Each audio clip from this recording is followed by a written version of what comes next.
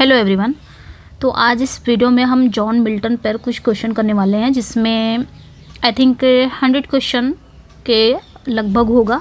इसमें हम John Milton के वन लाइनर क्वेश्चन देखने वाले हैं, जो आपको कुछ नए भी मिलेंगे, कुछ आपके फैमिलियर भी होंगे। सो स्टार्ट करते हैं सेशन को। तो 1 मिनट, ये आपके वन लाइनर क्वेश्चन हैं और आपके एग्ज़ाम के लिए बहुत ही हेल्पफुल है, चाहे वो आपके टीजीटी हो, पीजीटी हो, जहाँ पे भी आपके जॉन मिल्टन हैं, सभी में इम्पॉर्टेंट हैं। चलिए फिर मिलते हैं, चलिए फिर देखते हैं। When was John Milton born, कब पैदा हुए थे जॉन मिल्टन? तो दिसंबर 9, 1608 में, 9 दिसंबर 1608 में ये पैदा हुए थे। वेयर वॉज मिल्टन बॉर्न, कहाँ पैदा हुए थे? यहाँ पे पूछा कब पैदा हुए थे, यहाँ पे पूछ रहा कहाँ पैदा हुए थे, तो लंदन इंग्लैंड में पैदा हुए थे ये। नेक्स्ट वन क्वेश्चन जो हमारा है, what was Milton's father's occupation? Milton के फादर का जो ऑक्यूपेशन वो क्या था, व्यवसाय क्या था इनका? तो ही वाज अ स्क्रिवनर, वह एक स्क्रिवनर थे, which is a legal profession involving writing and कॉपिंग documents. मतलब वह क्या थे? एक स्क्रिवनर थे, मतलब जो एक कानूनी पेशे हैं जिसमें दस्तावेज लिखने और जो प्रतिलिपि करने का काम होता है, वही सब ये करते थे। नेक्स्ट वन क्वेश्चन है, where did Milton attend university? तो मिल्टन ने कौन सी यूनिवर्सिटी में अध्ययन किया था?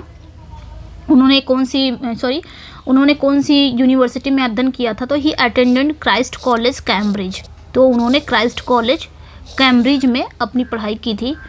नेक्स्ट वन क्वेश्चन पे आते हैं, What was the title of Milton's controversial pamphlet defending divorce?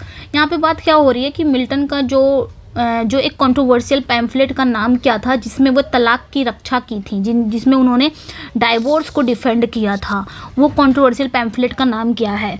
तो राइट आंसर यहाँ पे क्या हो जाएगा, doctrine and discipline of divorce. इन्होंने इसमें क्या किया था, डाइवोर्स को क्या किया था, डिफेंड किया था, डाइवोर्स के बारे में उन्होंने बताया था। नेक्स्ट वन क्वेश्चन है, what cause Milton's temporary blindness? यहाँ पे पूछा जा रहा है कि मिल्टन का जो टेम्परेरी ब्लाइंडनेस था, जो अस्थायी अंधापन, किसके कारण हुआ था?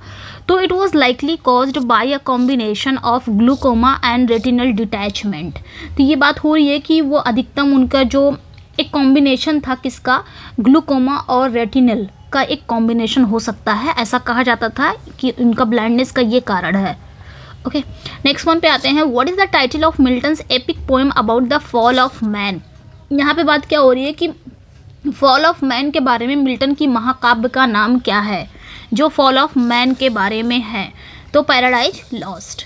ओके, नेक्स्ट वन पे आते हैं, सिर्फ वन लाइनर है, इसको जल्दी जल्दी कर लेते हैं। Which political event inspired Milton to write several pamphlets advocating for the execution of King Charles first? यहाँ पे बात क्या हो रही है कि किस राजनीतिक घटना ने मिल्टन के कई पैम्फलेट लिखने के लिए प्रेरित किया, जिनमें वह राजा जो किंग चार्ल्स फर्स्ट के हत्या की समर्थन करते हैं? तो उस पैम्फलेट का नाम क्या है, उस वर्क का नाम क्या है, पूछा जा रहा है, जिसमें उन्होंने किंग चार्ल्स फर्स्ट के हत्या का समर्थन करते हैं। तो the English civil war. Okay, इस चीज़ को याद रखिएगा। नेक्स्ट वन पे आते हैं, What was Milton's stance on freedom of speech? यहाँ पे बात क्या हो रही है कि मिल्टन का विचार क्या था फ्रीडम ऑफ स्पीच में, जो स्वतंत्रता के संबंध में मिल्टन का विचार क्या था, ये क्वेश्चन पूछा जा रहा है। तो ही believed in unrestricted freedom of speech and expression. यहाँ पे बात क्या हो रही है कि उन्होंने असीमित स्वतंत्रता के प्रति विश्वास किया था। Okay, who was Milton's first wife? इनकी फर्स्ट वाइफ का नाम मैरी पोवल था, और सेकेंड वाइफ की Katherine Woodcock, and third wife इनकी कौन थी? Elizabeth Minshull. How many daughters did Milton have? तो इनकी बेटियां कितनी थी? तो 3। ओके, नेक्स्ट वन पे आते हैं, what is the title of Milton's political pamphlet defending the execution of King Charles first? तो यहाँ पे बात क्या हो रही है कि मिल्टन के राजनीतिक पैम्फलेट के टाइटल क्या था, जिसमें वो राजा चार्ल्स फर्स्ट की हत्या का समर्थन करते हैं? तो यहाँ पे क्या हो जाएगा, tenure of kings and magistrate. Okay, confuse नहीं होना है। यहाँ पे क्वेश्चन जो 8 वाला क्वेश्चन था, यहाँ पे कुछ और पूछा, which political event inspired Milton to write several pamphlet? कि किस पॉलिटिकल इवेंट ने मिल्टन को कई पैम्फलेट लिखने के लिए प्रेरित किया, जिसमें वो किंग चार्ल्स फर्स्ट के एग्जीक्यूशन का समर्थन भी करते हैं। और यहाँ पे डायरेक्टली वही क्वेश्चन पूछा गया है, तो ये टेन्योर ऑफ किंग्स मजिस्ट्रेट की बात हो रही है। ओके, ये ऐसा है, ये जो इन्होंने किया था उस समय किंग चार्ल्स फर्स्ट को पब्लिकली बिहेडेड कर दिया गया था, और उन्होंने जो पब्लिक के अंदर जो डर था, जो डर आ गया था, उस डर को ख़त्म करने का, उस भय को ख़त्म करने के लिए इन्होंने ये लिखा था tenure of kings and magistrate. Next one है, क्योंकि लोगों के सामने उनको पब्लिकली बिहेडेड किया गया था, तो इससे क्या हो गए थे, जो जनता थी वो डर गई थी, और जनता को, उनका डर को ख़त्म करने के लिए इन्होंने मिल्टन ने लिखा था। नेक्स्ट क्वेश्चन है, who served as Milton secretary and helped him compose his works after he went blind. यहाँ पे बात क्या हो रही है कि अंधेरे में जाने के बाद, यानी कि अंधा होने के बाद मिल्टन का सचिव कौन था, सेक्रेटरी कौन था, उन्हें कैसे सहायता करता था, तो एंड्रयू मार्वल थे। ठीक है, एंड्रयू मार्वल थे। जब ये अंधे हो गए थे तो बाकी का जो इनका वर्क था ये भी उनके साथ हेल्प करते थे। What language did Milton use in his poetic works. यहाँ पे बात क्या हो रही है कि मिल्टन ने अपने पोएटिक वर्क्स में किस भाषा का उपयोग किया है, तो लैटिन एंड इंग्लिश, ये याद रखिएगा। नेक्स्ट वन है, what is the title of Milton's charities defending the freedom of press.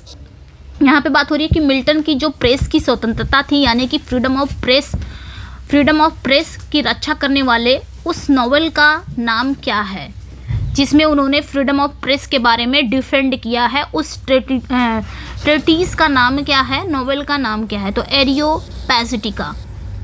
Okay, इसको एरियोपैगिटिका भी पढ़ते हैं, एरियोपैजिटिका भी।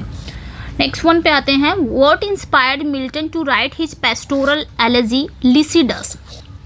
यहाँ पे बात क्या हो रही है कि मिल्टन के जो यहाँ पे बात क्या हो रही है कि मिल्टन के जो उनके मित्र थे एडवर्ड किंग के,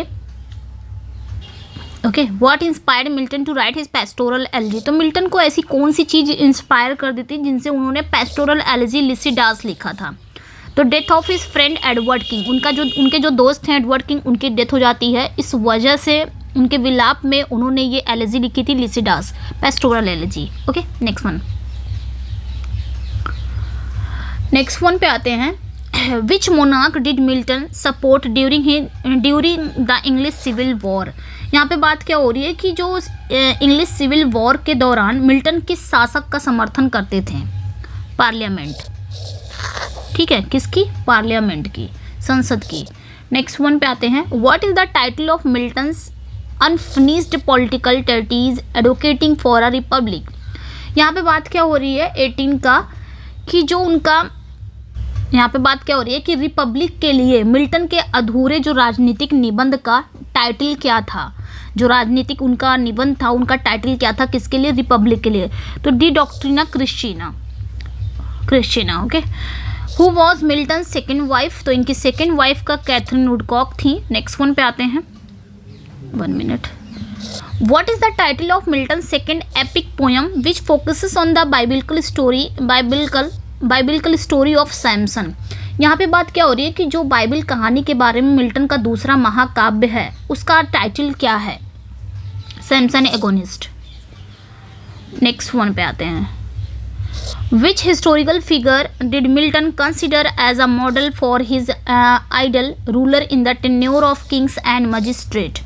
यहाँ पे बात क्या हो रही है कि जो tenure of the kings and magistrate में अपने आदर्श शासक के रूप में मिल्टन ने किस ऐतिहासिक व्यक्ति को माना है, तो ओलिवर क्रॉमवेल को माना था उन्होंने उसी समय। ठीक है, ये इन्हीं का समर्थन करते थे। What was the title of the Latin poem Milton wrote celebrating the English Commonwealth. यहाँ पे बात क्या हो रही है कि अंग्रेजी साम्राज्य की स्तुति के लिए मिल्टन ने किस लैटिन कविता का उपयोग किया है, तो Defensio Pro Populo Anglicano, defence of the English people, ये चीज़ें हैं। ओके, नेक्स्ट वन पे आते हैं, which poet influence Milton's early works. तो कौन सा पोएट है, कौन सी कवि है जो मिल्टन के जो शुरुआती वर्क्स हैं उनसे बहुत ज़्यादा प्रभावित है, कौन से वो पोएट है ये बताना है। प्रभावित किया मतलब किस कवि ने मिल्टन के प्रारंभिक कार्यों को प्रभावित किया, तो यहाँ पे राइट आंसर क्या हो जाएगा, एडमंड स्पेंसर। ठीक है, मिल्टन के अर्ली वर्क से ये पोएट प्रभावित थे। नेक्स्ट वन पे आएंगे, what was the title of controversial pamphlet in which Milton argue for the execution of Charles first. तो यहाँ पे बात क्या हो रही है कि जो इनका कंट्रोवर्शियल पैम्फलेट का टाइटल क्या था जिसमें मिल्टन ने चार्ल्स फर्स्ट की हत्या के लिए वकालत की थी? तो tenure of kings and magistrate. Okay, देखिए ये क्वेश्चन कितनी बार घुमा के पूछा जा रहा है। नेक्स्ट वन है what religious denomination did Milton adhere to? यहाँ पे बात क्या हो रही है कि मिल्टन ने किस धार्मिक धारा का अनुयायी थे, मतलब यहाँ पे क्या हो रहा है कि मिल्टन किस धार्मिक धारा के अनुयायी थे, मतलब वो किसको मानते थे, किस धार्मिक में थे वो। तो ही वॉज अ प्रोटेस्टेंट, वो एक प्रोटेस्टेंट थे, specifically align with Puritan beliefs. ये याद रखिएगा, मतलब वो एक प्रोटेस्टेंट है विशेष रूप से प्यूरिटन विचार के साथ, उनके प्यूरिटन को मानते थे, वो प्यूरिटन पे बिलीव रखते थे। ओके, प्यूरिटन थे। नेक्स्ट वन पे आएंगे, what was primary source of income for Milton during his later years? यहाँ पे बात क्या हो रही है कि जो बाद के अंतिम वर्षों में मिल्टन के लिए मुख्य आय का स्रोत क्या था? तो he earned money through the sale of his writing and by taking on private students as a tutor. तो इनका जो लास्ट ईयर था मिल्टन के लिए, इनका प्राइमरी सोर्स क्या था इनकम आने का, ये कैसे कमाते थे? तो इन्होंने अपनी लेखनी की बिक्री कर दी थी, इन्होंने अपने राइटिंग को बेच दिया था और निजी छात्रों को ट्यूटर के रूप में लेने से, मतलब उनके रूप में लेने से पैसे कमाए थे। ओके, ये चीज़ें याद रखिएगा। ओके, तो वो कैसा पैसा कमाते थे अपने लास्ट ईयर में? तो उन्होंने अपने राइटिंग्स को बेचकर, सबसे पहले उन्होंने अपने लेखन की बिक्री के माध्यम से, और जो उनके प्राइवेट स्टूडेंट थे अपने निजी छात्रों को एक शिक्षक के रूप में नियुक्त करके पैसे कमाते थे। ये आपने याद रखना है, ये इंपॉर्टेंट क्वेश्चन है तो ये आपने याद रखना है। ओके, नेक्स्ट वन पे आते हैं। नेक्स्ट वन क्वेश्चन पे आते हैं, what was the title of Milton's first published poem? यहाँ पे क्या बात हो रही है कि इनकी जो पहली पोयम, इनकी फर्स्ट पब्लिश पोयम कौन सी थी, उसकी टाइटल पूछा जा रहा है। तो ऑन शेक्सपियर, ये याद रखिएगा, ये पहली इनकी पब्लिश्ड पोयम है, on Shakespeare. Okay, next one पे आएंगे, 1 minute. What is the title of Milton's collection of poems published in 1645? यहाँ पे बात क्या हो रही है 28 का, कि 1645 में जो इनकी पब्लिश्ड कविताओं का, यानी कि प्रकाशित कविताओं का जो संग्रह था, उसका शीर्षक क्या है? 1645 में जो इनका मिल्टन का कलेक्शन ऑफ पोएम्स जो पब्लिश का जो टाइटल था, कलेक्शन था, उसका टाइटल पूछा गया है कि 1645 में जो इनकी प्रकाशित कविताओं का जो संग्रह था, उसका शीर्षक क्या था? Poems of mister John Milton. ये 1645 में पब्लिश हुआ था और ये पोएम्स का कलेक्शन था, ये याद रखिएगा। नेक्स्ट वन पे आएंगे, how many books are there in Milton's epic poem Paradise Lost? यहाँ पे बात क्या हो रही है कि कितने बुक्स थे मिल्टन का जो एपिक पोयम है पैराडाइज लॉस्ट, उसमें कितने बुक्स थे? तो शुरुआत में तो 10 रहेंगे। फर्स्ट एडिशन जो इसका आया था वो 10 था, और इसका जो सेकेंड एडिशन था उसमें 12 बुक्स थे, ये याद रखना है, 12 बुक्स। ओके, नेक्स्ट वन पे आएंगे, what is the title of Milton's prose work defending the execution of Charles first? देखिए क्वेश्चन कितनी बार पूछा गया कि मिल्टन के जो, यहाँ पे पूछा जा रहा है कि चार्ल्स फर्स्ट की हत्या की रक्षा के लिए मिल्टन की जो प्रोज रचना का शीर्षक क्या था? Tenure of kings and magistrate, ये याद रखिएगा। Next one, who served as England's ruler during Milton's early adulthood? तो यहाँ पे बात क्या हो रही है कि जो मिल्टन के शुरुआती अर्ली एडल्टहुड के दौरान इंग्लैंड के शासक कौन थे? तो किंग चार्ल्स फर्स्ट थे। नेक्स्ट वन पे आएंगे, What was the title of Milton's work criticizing the English bishops and advocating for church reform? यहाँ पे बात क्या हो रही है 32 का, कि जो मिल्टन के किस काम में, मतलब मिल्टन के किस वर्क में अंग्रेजी बिशप्स की आलोचना की गई और चर्चा की गई, ये बताना है। किस वर्क में अंग्रेजी जो इंग्लिश बिशप्स थे और चर्च के बारे में उन आलोचना की गई? तो ऑफ रिफॉर्मेशन में इन्होंने जो अंग्रेजी बिशप्स की आलोचना और चर्चा की गई थी, ये आपने ध्यान रखना है। ओके, नेक्स्ट वन पे आएंगे, मतलब यहाँ पे बात क्या हुई थी? ओके, यहाँ पे इंग्लिश जो बिशप्स थे उनके बारे में और चर्च का जो रिफॉर्म था, यानी कि चर्च को सुधारने के बारे में, ये सारी बात इसमें हुई थी ऑफ रिफॉर्मेशन में। ओके, नेक्स्ट वन पे आते हैं, which literary device did Milton famously use in Paradise Lost in characterize Satan? यहाँ पे बात क्या हो रही है 33 का, कि पैराडाइज लॉस्ट में मिल्टन ने सैटर्न को चरित्रित करने के लिए, एक कैरेक्टराइज करने के लिए कौन सा साहित्यिक उपकरण प्रयोग किया है, कौन सा उन्होंने लिटरेरी डिवाइस का यूज़ किया है। तो डिवाइस ऑफ एपिक सिमली, ये इंपॉर्टेंट हो सकता है और थोड़ा हट के क्वेश्चन है, ये ध्यान रखिएगा। What is the title of Milton's poem expressing his sadness over the death of his friend Edward king. Question वही है, सेम क्वेश्चन है, लेकिन थोड़ा सा घुमा के पूछा गया है। मिल्टन के जो दोस्त हैं, एडवर्ड किंग के डेथ के बाद उनके दुख का अभिव्यक्ति करने वाली कविता का शीर्षक क्या है। तो लिसिडास है। क्वेश्चन देखिए सेम ही, बहुत इजी क्वेश्चन है, लेकिन कितना घुमा के पूछा है, तो ऐसे भी घुमा के पूछ लिया जाएगा। Who was Milton's literary hero, Milton के जो लिटरेरी हीरो कौन थे ये बताना है। मिल्टन के साहित्यिक नायक कौन थे, तो कौन थे यहाँ पे देखेंगे, इटालियन पोएट थे डांटे एलिगेरी, ये ध्यान रखना है, ये इनके लिटरेरी हीरो थे और ये एक इटालियन पोएट थे डांटे एलिगेरी। Next one, what is the title of Milton's treatise discussing his views on Christian doctrine. यहाँ पे बात क्या हो रही है 36 का, कि मिल्टन के जो धार्मिक सिद्धांत पर चर्चा करने वाली प्रकरण का शीर्षक क्या है। तो डी डॉक्ट्रिना क्रिश्चियना है। ओके, नेक्स्ट वन पे आते हैं। Which language did Milton master during his travel in Europe. यहाँ पे बात क्या हो रही है कि मिल्टन ने अपने यूरोप यात्रा के दौरान किस भाषा का अध्ययन उन्होंने किया था। ठीक है, किस लैंग्वेज का अध्ययन उन्होंने किया था। तो इटालियन का, जिसको हिंदी में हम क्या बोलेंगे, इतालवी। Okay, what was the title of the poem Milton road on the occasion of his third marriage. 38 का क्वेश्चन क्या कह रहा है कि मिल्टन की जो तीसरी शादी हुई थी, तीसरी शादी के अवसर पर उन्होंने कौन सी कविता लिखी थी।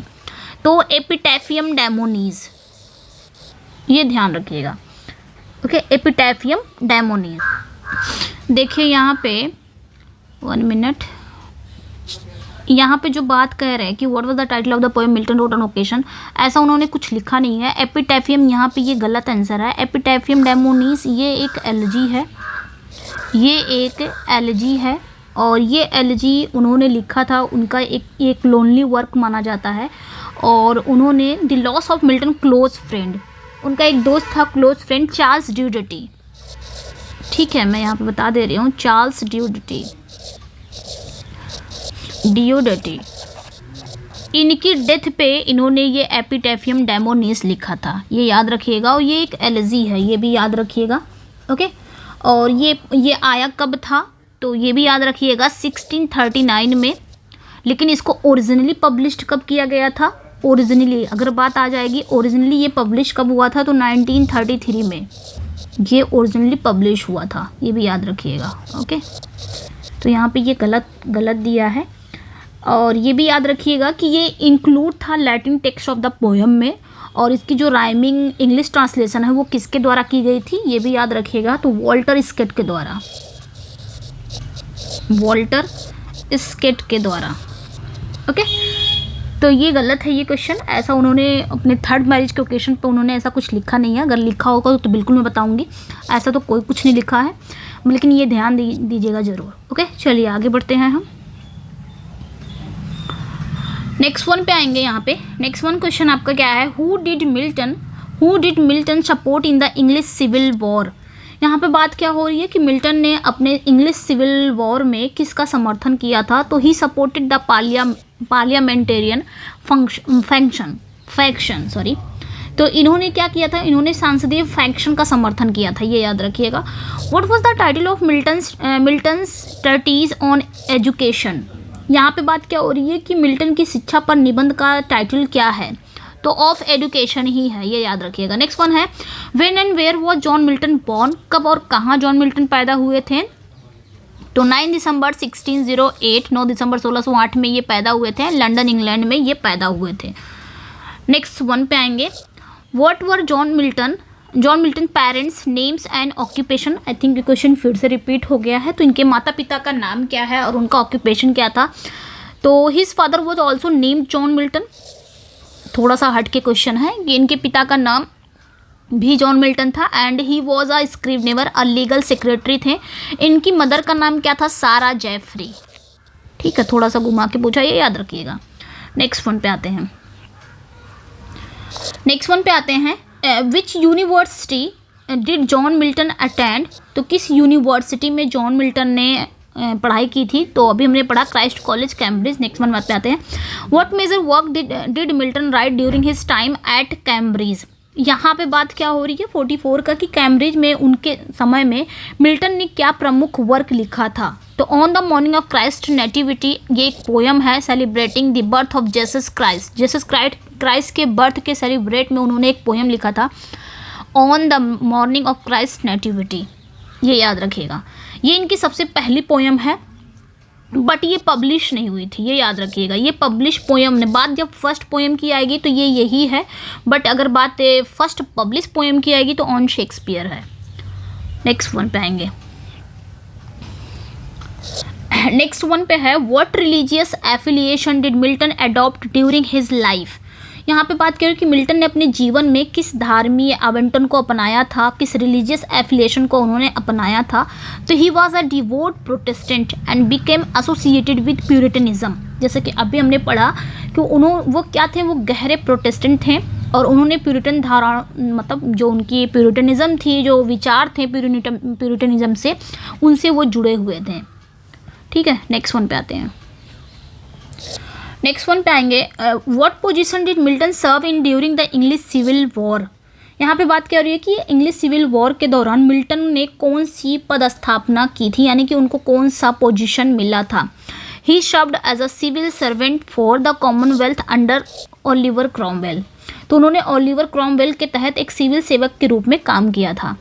47 का देखेंगे, विच political pamphlet did Milton right in defence of the Commonwealth? यहाँ पे बात कर रही है कि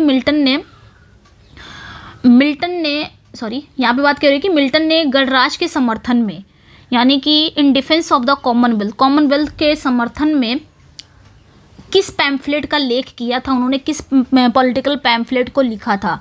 तो tenure of kings and magistrate and iconoclast. ठीक है, ये दोनों उन्होंने लिखा था। नेक्स्ट वन पे आते हैं, what is the John Milton most famous work? John Milton का most famous work Paradise Lost है। एंड नेक्स्ट वन पे आएंगे, what genre does Paradise Lost belong to? तो पैराडाइज लॉस्ट का जॉनरा क्या है, ये किससे बिलोंग करता है? ये एक एपिक पोयम है। नेक्स्ट वन पे आएंगे, how many books are there in Paradise Lost? तो देयर आर 12 बुक्स, 12 बुक्स रहते हैं फर्स्ट एडिशन में, इसका 10 बुक्स रहते हैं, एंड सेकेंड एडिशन जब 1674 में आता है तो 12 बुक्स रहते हैं, ये ध्यान रखना है। Who are the main characters in Paradise Lost? तो पैराडाइज लॉस्ट के मेन कैरेक्टर्स कौन है? तो मेन कैरेक्टर्स आपके जैसे गॉड हो गए, Satan, Adam, Eve and various angels. Next one, what is the central theme of Paradise Lost? Central theme क्या है? The fall of mankind and rebellion of Satan against God. ये इसकी central theme है, इसके कि मानवता का पतन और शैटन का जो ईश्वर के खिलाफ विद्रोह है वो है, इसका सेंट्रल थीम है। नेक्स्ट वन है, what poetic form did Milton use in Paradise Lost? यहाँ पे बात क्या हो रही है कि मिल्टन ने पैराडाइज लॉस्ट में कौन सी कविता रची थी, कौन सी पोएटिक फॉर्म में उन्होंने पैराडाइज लॉस्ट लिखा था? तो ब्लैंक वर्ड्स में लिखा था, specifically iambic pentameter. Blank words मतलब आयम्बिक पेंटामीटर में लिखा गया था। नेक्स्ट वन पे आएंगे 54 का, what is the title of Milton's follow up poem to Paradise Lost? 1 minute, Paradise Lost, यहाँ पे बात क्या हो रही है कि पैराडाइज लॉस्ट के बाद की मिल्टन की कविता का टाइटल क्या है? तो पैराडाइज रिगेन। इनके बाद उनके कौन सा वर्क आया था? Paradise regain. ये भी इनका एपिक पोएम है, 4 बुक्स में आया था, ये भी ध्यान रखना है। नेक्स्ट वन पे आते हैं, what event in English history did Milton address in his work Samson agonist? यहाँ पे बात क्या हो रही है कि मिल्टन के वर्क जो सैमसन एगोनिस्ट में कौन सी घटना इतिहास का विवरण करते हैं? तो रेस्टोरेशन ऑफ द मोनार्की इन 1660। तो 1660 में जो मोनार्की का रेस्टोरेशन था उस बारे में इसमें बात होती है, ये ध्यान रखिएगा। ओके, विवरण होता है। चलिए next, what cause Milton's blindness? तो मिल्टन के ब्लाइंडनेस, अंधे होने का क्या कारण है? तो it was likely due to glaucoma and retinal detachment. Next one पे आते हैं 57 पे, who served as Milton secretary and amanuensis during his later years. यहाँ पे वही बात फिर से हो गई कि मिल्टन के बाद के वर्षों में उनके सचिव और सार्थक कौन रहे हैं? तो एंड्रयू मॉर्वल जो कि एक पोएट थे एंड पॉलिटिशियन भी थे। नेक्स्ट वन पे आते हैं, what is the title of Milton essay defending freedom of press, तो एरियोपैजिटिका, क्वेश्चन जो रिपीट हो रहे हैं बार बार। नेक्स्ट वन पे आएंगे, which of Milton works explore the biblical story of Adam and Eve expulsion from the garden of Eden, तो Paradise Lost समझाने की ज़रूरत नहीं है यहाँ पे। नेक्स्ट वन पे आएंगे, 60 पे आ गए हम लोग। 60 पे यहाँ पे what is the significance of the title Areopagitica, तो एरियोपैजिटिका जो टाइटल है इसका महत्व क्या है, इसका सिग्निफिकेंस क्या है, तो it refers to the Areopagus, a hill in Athens where the council of the Areopagus judicial body met, the title implies a call for free speech and open debate. तो यहाँ पे बात क्या हो रही है कि ये क्या, इसका मतलब क्या है, एरियोपैजिटिका जो टाइटल है इसका महत्व क्या है, इसका सिग्निफिकेंस क्या है, तो ये एक एरियोपेगस के लिए है जो एक एथेंस में पहाड़ी है जहाँ एरियोपेगस की जो परिषद है, एक न्यायिक विकास निकाय है, मिलती थी, एक जुडिकल बॉडी जो मिलती थी, और द टाइटल इम्प्लाइज, ठीक है। तो यहाँ पे बात क्या हो रही है कि एरियोपैजिटिका क्या है, तो ये एक एरियोपेगस को रेफर करता है जो एथेंस में एक पहाड़ी है, एक हिल है जहाँ एरियोपेगस का जो काउंसिल है, परिषद है, एक जुडिशियल बॉडी वो मिलती थी, और जो टाइटल है वो क्या है, वो एक फ्री स्पीच और ओपन डिबेट के लिए एक आह्वान का संकेत देता है। ये मतलब होता है एरियोपैजिटिका का, यानी कि फ्री स्पीच वहाँ पे आप अपने फ्री स्पीच यानी कि आप निःशुल्क बोलिए, कुछ भी बोल सकते हो, आपको बोलने का पूरा छूट है, आप ओपन डिबेट कर सकते हो, ये इस टाइप का मतलब है एरियोपैजिटिका का। नेक्स्ट वन पे आते हैं, what language did Milton use for his poetry, तो यहाँ पे बात क्या हो रही है कि मिल्टन ने अपनी कविता के लिए कौन सी भाषा का उपयोग किया है, तो primarily English, but he also incorporated elements of Latin and Greek, ये याद रखिएगा। तो मुख्य रूप से उन्होंने अंग्रेजी का ही किया है, लेकिन उन्होंने लैटिन और ग्रीक के तत्वों को भी शामिल किया है, ये ध्यान रखिएगा। नेक्स्ट वन पे आते हैं, What was Milton's stance on divorce and marriage, यहाँ पे बात क्या हो रही है 62 का कि मिल्टन के विवाह और डाइवोर्स पर क्या स्टेंस है, मिल्टन का क्या स्टेंस, तो यहाँ पे बात क्या हो रही है कि व्हाट वाज मिल्टन स्टेंस मतलब उनका रुख, उनका विचार क्या था, ये बोल सकते हो कि तलाक और विवाह पर मिल्टन का रुख क्या था, ये क्वेश्चन है कि तलाक और विवाह पर मिल्टन का रुख क्या था। तो ही believed in divorce under certain circumstances and wrote several pamphlets advocating for divorce reform. यहाँ पे बात कर रही है कि उन्होंने कुछ परिस्थितियों में तलाक का समर्थन किया है और तलाक सुधार के लिए भी कई पैम्फलेट उन्होंने लिखे भी हैं। ओके, ऐसा उनका रुख था, ऐसा मानना था डाइवोर्स और मैरिज के बारे में। चलिए नेक्स्ट पे आते हैं, What was the title of Milton's controversial pamphlet defending the execution of Charles' first tenure of King's magistrate? Next one. What was the name of Milton's first wife? Mary Powell. I think question repeat हो रहे हैं। चलिए आगे बढ़ते हैं। What is the title of sonnet that begins with the famous line when I consider how my light is spent?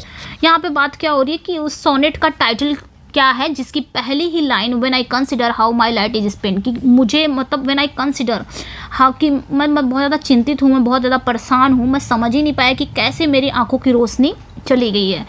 तो इसका title पूछ रहा है, टाइटल क्या है, तो इसकी टाइटल भी शुरुआत यही है, when I consider how my light is spent. इस पोएम की टाइटल भी यही है, लेकिन इस पोएम को हम सोनेट नंबर 19 भी बोलते हैं, sonnet number 19 and sonnet number 16 भी बोलते हैं, और इसकी टाइटल अगर देखा जाए तो ऑन हिज ब्लाइंडनेस है। ओके, ऑन हिज ब्लाइंडनेस है इसकी टाइटल। लेकिन जब मिल्टन ने इसको लिखा था तो उन्होंने यही टाइटल दिया था, when I consider how my light is spent, ये टाइटल उन्होंने दिया था मिल्टन ने। क्योंकि अक्सर क्या होता है कि पोएम की पहली ही लाइन को अक्सर राइटर क्या करते हैं, टाइटल बना लेते थे, तो मिल्टन ने भी इसी को टाइटल बना दिया था, व्हेन आई कंसिडर, इसकी पोएम की पहली लाइन है। इसे कहा जाता है सोनेट नंबर 19 भी कहा जाता है, 16 भी। ऑन हिज ब्लाइंडनेस इसका टाइटल है। अब हम लोग जानते हैं ऑन हिज ब्लाइंडनेस इसको दिया किसने था, तो थॉमस न्यूटन ने दिया था, थॉमस न्यूटन ने ये टाइटल दिया था। ओके, ये आपने ध्यान रखना है। 1961 में इन्होंने ये टाइटल दिया था ऑन हिज ब्लाइंडनेस। तो ये ध्यान रखिएगा। नेक्स्ट वन पे आते हैं। ओके, तो ये ध्यान रखिएगा। और ये 1761 में थॉमस न्यूटन ने दिया था। मिल्टन ने कभी नहीं दिया था। मिल्टन ने जब भी लिखा था तो इसका ये फेमस लाइन, इस पोएम को हम जानते हैं, तो when I consider how my light is spent, ये ध्यान रखिएगा। और ये पब्लिश कब हुआ था ये भी ध्यान रखिएगा। ऑन हिज ब्लाइंडनेस 1673 में ये पब्लिश हुआ था, ये ध्यान रखिएगा। ओके, ये पेट्रार्कन सोनेट है और ये आई थिंक लिखा गया था 1655 के इर्द गिर्द ये लिखा गया था, जून एंड अक्टूबर। चलिए फिर बढ़ते हैं आगे, वीडियो लेंदी हो जाएगी। नेक्स्ट वन पे आते हैं। तो सेकेंड वाइफ का भी पूछा गया है, कैथरीन वुडकॉक के पढ़ चुके हैं हम। नेक्स्ट वन पे आते हैं, कितने बच्चे हैं, वहाँ पे पूछा गया था डॉटर, यहाँ पे पूछा गया कितने बच्चे थे इनके, तो 4 थे। नेक्स्ट वन पे आते हैं, what did Milton do during the restoration period. यहाँ पे बात क्या हो रही है आपकी 60 की, जो रेस्टोरेशन पीरियड के दौरान मिल्टन ने क्या किया। तो he went into hiding to avoid persecution due to he support for the Commonwealth. तो उन्होंने क्या किया, उन्होंने संविधान के समर्थन के कारण परेशानी से बचने के लिए अपने छिपाई में चले गए थे, अपने छिपने लगे थे परेशानी से बचने के लिए। नेक्स्ट वन पे आएंगे, what work did Milton compose during his time in hiding. Hiding मतलब ओके, तो ये चीज़ें यहाँ पे पहला वाला क्या पूछा है कि उन्होंने रेस्टोरेशन पीरियड के दौरान क्या किया था। तो he went into hiding to avoid persecution due to his support for the Commonwealth, मतलब जो कॉमनवेल्थ के प्रति अपने समर्थन के कारण उत्पीड़न से बचने के लिए वो कहीं छिप गए थे, ये ध्यान रखिएगा, वो कहाँ कहीं छिप गए थे। ओके, चलिए नेक्स्ट वन पे आते हैं। यहाँ पे बात क्या हो रही है कि कौन सा वर्क उन्होंने अपने छिपने के दौरान, कौन से वर्क को उन्होंने कंपोज किया था। तो पैराडाइज लॉस्ट था एंड पैराडाइज रीगेन्ड था। 70 पे आ गए हम लोग। What is the title of Milton's autobiographical work. यहाँ पे बात क्या हो रही है कि मिल्टन का जो ऑटोबायोग्राफिकल वर्क था उसका टाइटल क्या है, the reason of church government urged against prelaty. Okay, तो ये इनका ऑटोबायोग्राफिकल वर्क है। इन्होंने इसमें अपने बारे में बताया है, अपने बारे में इन्होंने इसमें डिस्कस किया है। और रही बात अगर ऑटोबायोग्राफिकल एलिमेंट्स की, तो इनके सारे वर्क में ऑटोबायोग्राफिकल एलिमेंट्स मिलते हैं, लाइक जैसे पैराडाइज लॉस्ट हो गया, पैराडाइज रीगेन्ड हो गया, ऑन हिज ब्लाइंडनेस हो गया, इसमें भी इनका मिलता है, एलिमेंट्स मिल ही रहा है। ये अपने बारे में, अपने अंधेपन के बारे में ही बताए हैं। तो ऑटोबायोग्राफी जो एलिमेंट्स है वो आपके उनके कई वर्क में मिल रहा है, जैसे लॉस्ट हो गया, paradise regain, on his blindness, Samson agonist, वहाँ पे भी ये इन्होंने अपने ही बारे में लिखा है। तो ये सारे एलिमेंट्स मिल रहे हैं। Lycidas, on the morning of Christ nativity, how soon hath time, एक इनका वर्क है हाउ सून हैथ टाइम, इसमें भी इनका दिखता है। और इनके 2 मास्टर पीसेस हैं, एल एलिग्रो एंड इल पिंसेरिसो। और इनकी ऑन हिज ब्लाइंडनेस, ये समझ लीजिए कि ये एक ऑटोबायोग्राफी वर्ड्स है, आप ये समझ लीजिए, सारा कुछ इसमें एलिमेंट्स मिलते हैं। ओके, तो इसमें भी इन्होंने अपने बारे में बताया है, ये जो वर्क इनका है। ओके, चलिए बढ़ते हैं आगे, नेक्स्ट वन पे आते हैं। नेक्स्ट वन पे आते हैं हम, व्हाट इज़ 71 का है, what is the title of Milton's ode in honour of his deceased friend Edward King. तो ये ओड तो नहीं है, ये एक एलेजी है। सबसे बड़ी गलती तो यहीं पे किया गया है, ये एक एलेजी है, ये ध्यान रखिएगा, जो उन्होंने अपने डिकीज फ्रेंड एडवर्ड किंग के बारे में लिखा था। तो लिसिडास है जो कि एक पेस्टोरल एलेजी है, ये इन्होंने अपने दोस्त एडवर्ड किंग के डेथ पर उन्होंने लिखा था। और ये एक ओड नहीं है, इसका जॉनरा अगर देखेंगे तो ये एक एलेजी है, एक पेस्टोरल एलेजी है। ओके, नेक्स्ट वन पे आएंगे 72 का, what literary device does Milton use in Lycidas to mourn the death of his friend. तो कौन सी लिटरेरी डिवाइस को उन्होंने यूज़ किया था, ही एम्प्लॉयज पेस्टोरल एलेजी, जैसा कि अभी मैंने बताया। नेक्स्ट वन पे आएंगे, what inspired Milton to write L'Allegro and Il Penseroso. 73 का क्या कह रहा है कि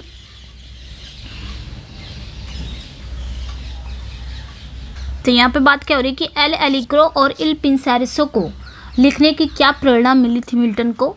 तो the contrasting aspect of joy and melancholy. तो एल एलिग्रो मैंने पढ़ा रखा है, डिटेल में पढ़ा रखा है, अगर आपने नहीं देखा तो ज़रूर जाके चेकआउट करिएगा। एल एलिग्रो में उन्होंने जॉय को एक्सेप्ट करते हैं, मेलनकली को रिजेक्ट कर देते हैं, मिर्थ को एक्सेप्ट करते हैं। मैंने बाकायदा अच्छे से पढ़ाया है। मिर्थ को एक्सेप्ट करते हैं और मेलनकली को वो रिजेक्ट कर देते हैं, बट वहीं पे इल पेंसेरिसो में ये जॉय को रिजेक्ट करते हैं एंड मेलनकली को एक्सेप्ट करते हैं। ये सारी चीज़ें हैं इसमें।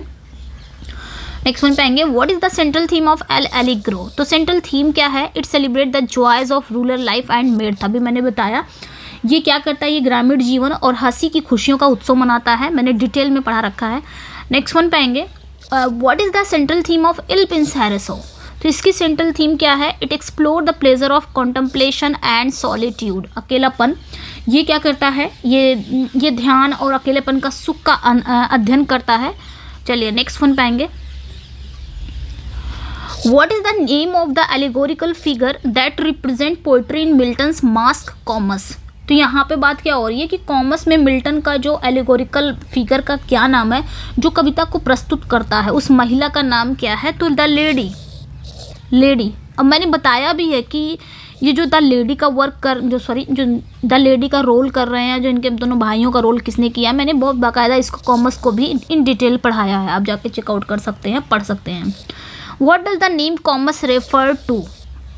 यहाँ पे बात क्या हो रही है कि कॉमस का जो नाम है वो क्या दर्शाता है? तो Comus is the god of revelry in Greek mythology.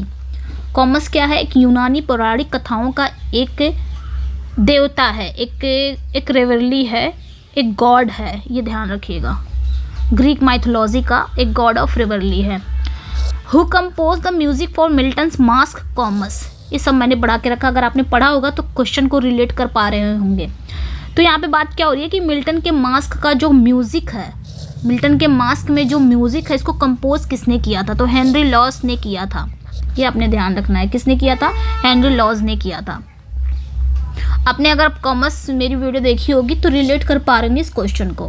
What is the title of the work in which Milton defends the education of King Charles first. ये क्वेश्चन कितनी बार आया है? नेक्स्ट वन पे आएंगे, What is the title of the work in which Milton advocates for freedom of press? तो Areopagitica speech for the liberty of unlicensed printing। चलिए next पे आते हैं। What is the significance of Milton's use of character Satan in Paradise Lost? 81 का क्या कह रहा है कि Paradise Lost में शैटन का जो कैरेक्टर है उसका उपयोग का महत्व क्या है, मतलब उसके पात्र का महत्व क्या है। जो कैरेक्टर है शैटन, इसका सिग्निफिकेंस क्या है पैराडाइज लॉस्ट में? तो शैटन क्या है? Serves as a complex and multifaceted character है, ये embodying both rebellion and tragic sense of loss. तो ये जो कैरेक्टर है शैटन, इसका सिग्निफिकेंस क्या है पूछा जा रहा है कि शैटन एक जटिल और बहुपहलू एक कैरेक्टर के रूप में कार्य करता है, एक मल्टीफेक्टेड कैरेक्टर है, मतलब कई रोल अदा करता है इसमें, कई रोल प्ले करता है इसमें। और क्या करता है ये? और अधिकार के विरुद्ध एंड दुखी नुकसान की भावना के साथ ये सब काम करता है इसमें। तो शैटन इस प्रकार का कैरेक्टर है। नेक्स्ट वन है, what is the significance of Milton use of blank words in Paradise Lost. यहाँ पे पूछा जा रहा है कि पैराडाइज लॉस्ट में जो ब्लैंक वर्ड्स उन्होंने यूज़ किया था उसका सिग्निफिकेंस क्या, उसका महत्व क्या है। तो ब्लैंक वर्ड्स अलाउ करता है Milton to achieve a sense of grander and flexibility in his poetic expression. तो ब्लैंक वर्ड्स क्या कर रहा है? वो मिल्टन को कवितात्मक अभिव्यक्ति में महानता और लचीलापन की भावना को प्राप्त करने की अनुमति देता है, अलाउ करता है।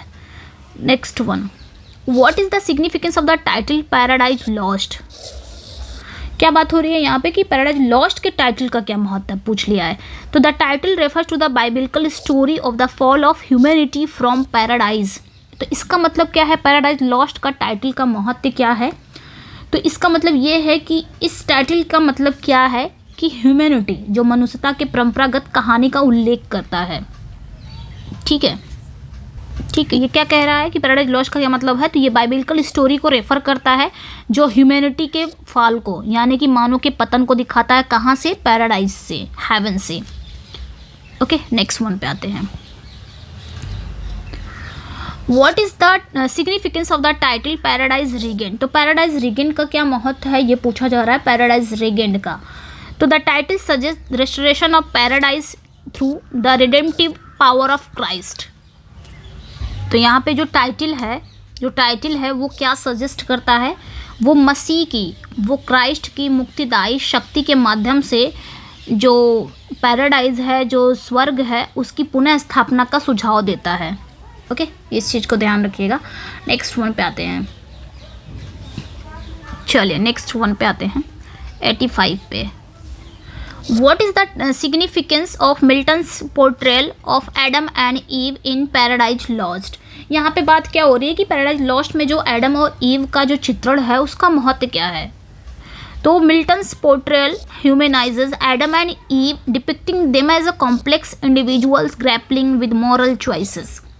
तो यहाँ पे बात क्या हो रही है कि मिल्टन का जो चित्रण है एडम एंड ईव को मानवीय बनाता है, उन्हें नैतिक चुनौतियों के साथ निपटने वाली विविध व्यक्तियों के रूप में चित्रित करता है। ओके, नेक्स्ट पे आते हैं। What is the significance of Milton's use of biblical and classical allusions in Paradise Lost. 86 का क्या कह रहा है कि पैराडाइज लॉस्ट में बाइबिल और प्राचीन उल्लेखों का महत्व क्या है। तो the allusions enrich the text with layers of meaning and connect the narrative of broader culture and literary traditions. यहाँ पे बात कर रही है कि ये क्या कह रहा है कि ये जो उल्लेख है ये उपन्यास के अर्थ की गहराई देते हैं और इसे व्यापक सांस्कृतिक और साहित्यिक परंपराओं से जोड़ते हैं। ओके, चलिए नेक्स्ट वन पे आते हैं। What is the significance of Milton's exploration of free will and predestination in Paradise lost. 87 का क्या कह रहा है कि पैराडाइज लॉस्ट में जो स्वतंत्र इच्छा और पूर्व निर्धारित की अन्वेषण का महत्व क्या है। मिल्टन का जो एक्सप्लोरेशन ऑफ फ्री विल है और प्रीडेस्टिनेशन, इसका क्या महत्व है। तो Milton restless with theological concept of human agency and divine sovereignty inviting readers to ponder the nature of choice and fate. तो मिल्टन जो है वो धार्मिक संगीतियों के मानो क्रियाशीलता और दिव्य साम्राज्य की जो प्रकृति पर चिंतन करते हैं और जो रीडर को चयन और भाग्य के प्रकार का विचार करने के लिए आमंत्रित करते हैं। ओके, नेक्स्ट वन पे आते हैं। What is the significance of Milton's portrayal of Satan in Paradise Lost? तो यहाँ पे बात क्या हो रही है कि पैराडाइज लॉस्ट में जो शैटन के चित्रण का क्या महत्व है। तो Satan embodies the archetype of the rebel against authority raising questions about the nature of evil and the limits of freedom. तो इसका क्या मतलब है, जो शैटन है उसका चित्रण क्या है, उसका क्या महत्व है। तो जो शैटन है वो प्राधिकरण के खिलाफ बगावत के आर्केटाइप को व्यक्त करता है और अन्याय के स्वरूप के बारे में प्रश्न उठाता है। पैराडाइज लॉस्ट में शैटन का ये महत्व है। ओके, नेक्स्ट वन पे आते हैं। What is the significance of Milton's invocation of the muse in the opening of Paradise Lost. देखिए सबका महत्व पूछ रहा है कि जब शुरू होता है पैराडाइज लॉस्ट तो शुरुआत में मिल्टन क्या करते हैं, म्यूज़ को इन्वोकेशन करते हैं। इसका महत्व क्या है, क्यों करते हैं। The invocation establishes the epic tradition and signals Milton's ambition to create a work of timeless significance. यहाँ पे बात क्या हो रही है कि पैराडाइज लॉस्ट में शुरुआत में मिल्टन के नामकरण का महत्व क्या है। तो नामकरण महाकाव्य परंपरा को क्या करता है। अब यहाँ पे बात हो रही है कि यहाँ बता रहा है कि जो नामकरण है वो जो एपिक परंपरा को स्थापित करता है और मिल्टन की अमर महत्व के काम को संकेत करता है। लास्ट क्वेश्चन है आज का। What is the significance of Milton's use of epic simile in Paradise Lost. तो पैराडाइज लॉस्ट में जो महाकविता उपमा का महत्व क्या है। पैराडाइज लॉस्ट में जो एपिक सिमिली है इसका यूज़ क्या है, इसका महत्व क्या है। तो epic simile enrich the descriptive power of the poem and draws parallels between the human and divine realms. तो जो महाकविता उपमा कविता की वर्णनात्मक शक्ति को समृद्ध करती है और मानव और दिव्य क्षेत्रों के बीच संदेशात्मक संबंध बनाती है। इसका ये मतलब हुआ एपिक सिमिली का। अगर इन्होंने पैराडाइज लॉस्ट में यूज़ किया है तो इसका ये मतलब होता है कि ये क्या करता है, ये कविता को बहुत ज़्यादा वर्णनात्मक शक्ति को समृद्ध करती है और बढ़ाती है और मानव जो दिव्य क्षेत्रों के बीच में एक संदेशात्मक संबंध बनाती है।